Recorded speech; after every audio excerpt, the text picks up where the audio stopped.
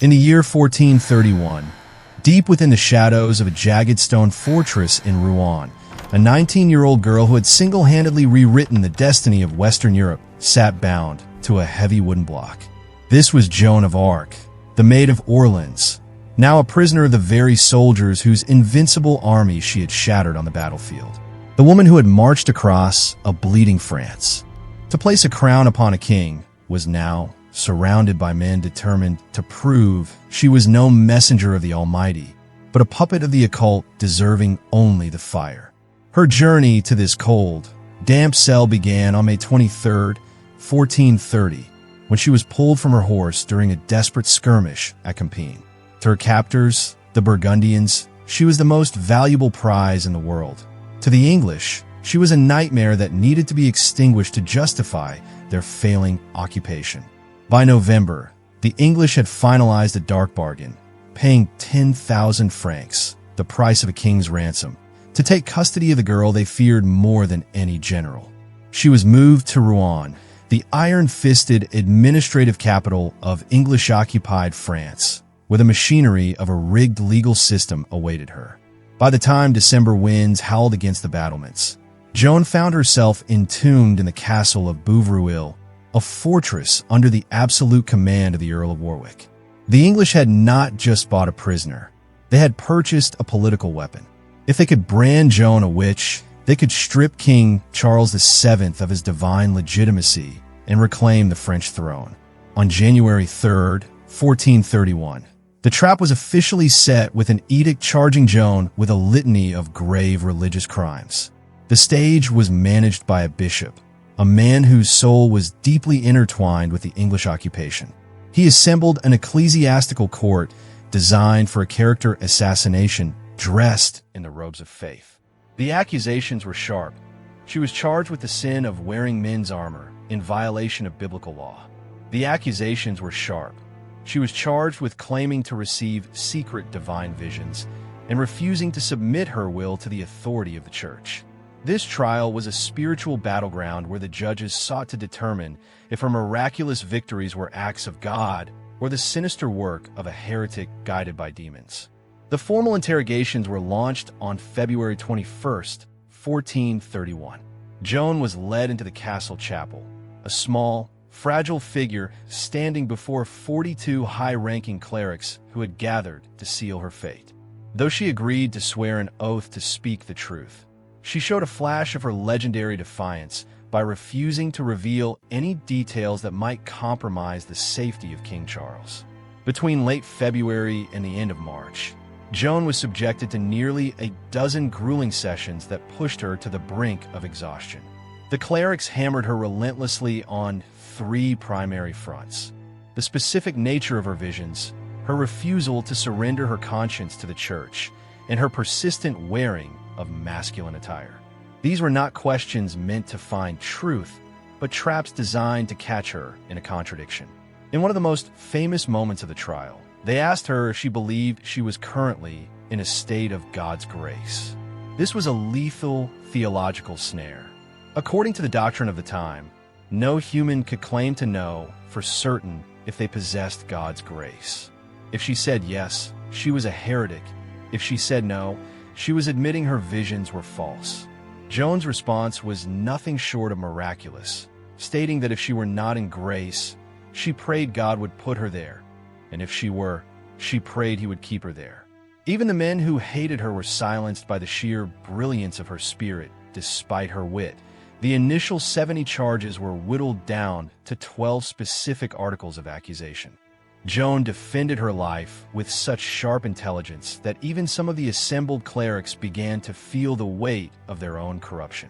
One member of the tribunal eventually resigned in protest, declaring that the testimony was being coerced through fear. Another bold cleric challenged the bishop's legal right to judge the case at all, only to find himself immediately cast into a dungeon. Throughout this entire ordeal, Joan's physical reality was a living nightmare that violated every principle of canon law. According to the rules of the church, a female prisoner should have been kept in a convent guarded by nuns.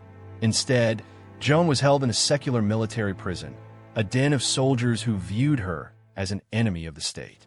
She was chained to a massive beam of wood even while she slept, and, at times, heavy iron shackles were clamped on her feet to ensure she could never escape.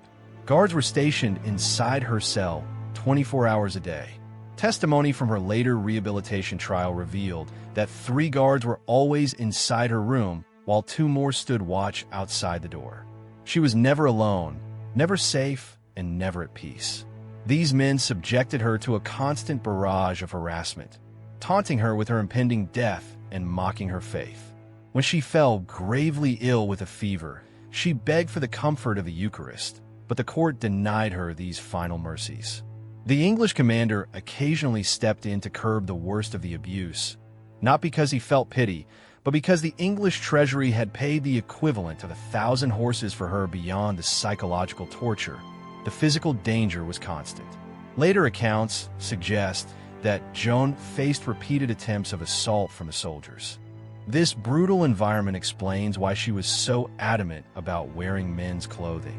The tightly laced tunics and boots provided a layer of protection that a woman's dress could not offer.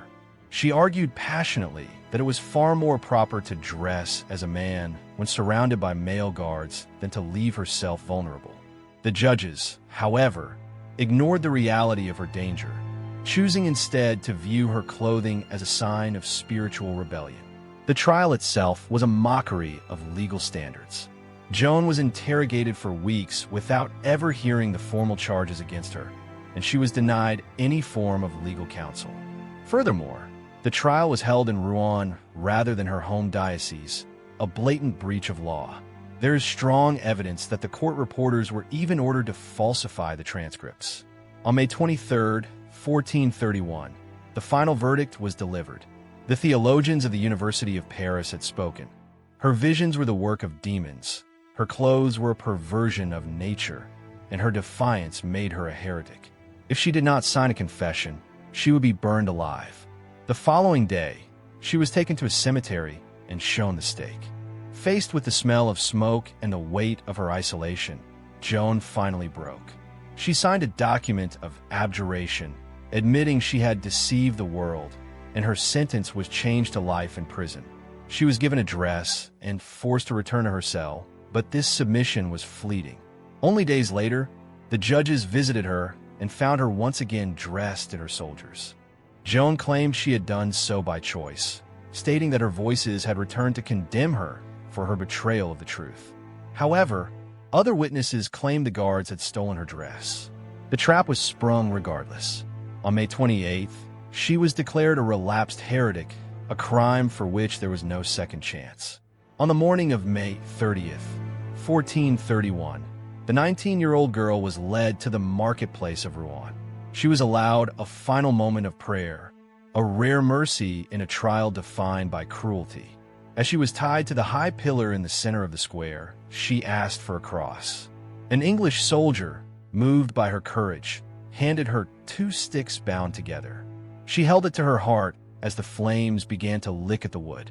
Her final cries were not of pain or regret, but the name of Jesus. After the fire died down, the executioners were ordered to burn her charred remains twice more to ensure that no part of her was left for people to collect as relics. Her ashes were cast into the Seine River, disappearing into the dark water. The English believed that by destroying her body, they had erased her from history. They were wrong. They had not ended a rebellion.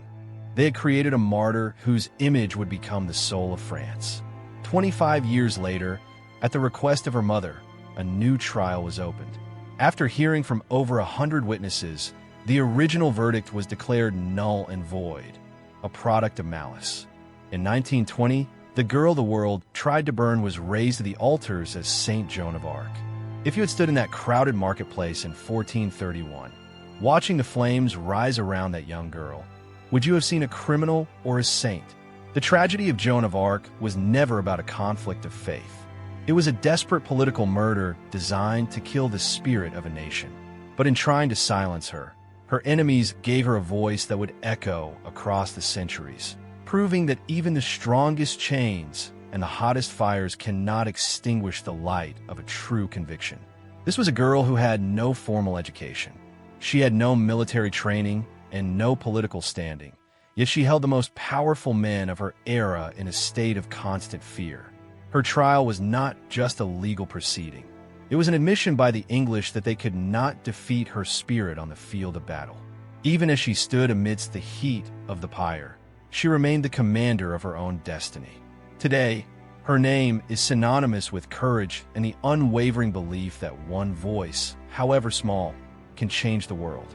The marketplace in Rouen still stands, a quiet witness to the day the world tried to burn the light of France, only to find that light would burn forever in the hearts of millions. Every stone in that square tells a story of a 19-year-old girl who dared to defy empires, a girl who went from the peasant fields of Domremy to the highest peaks of sainthood. Her story reminds us that history is not just made by kings and generals, but by those with the heart to stand for what they believe is right. As the current of the Seine continues to flow, it carries with it the memory of the maid who gave everything for her country, leaving behind a legacy that is truly immortal.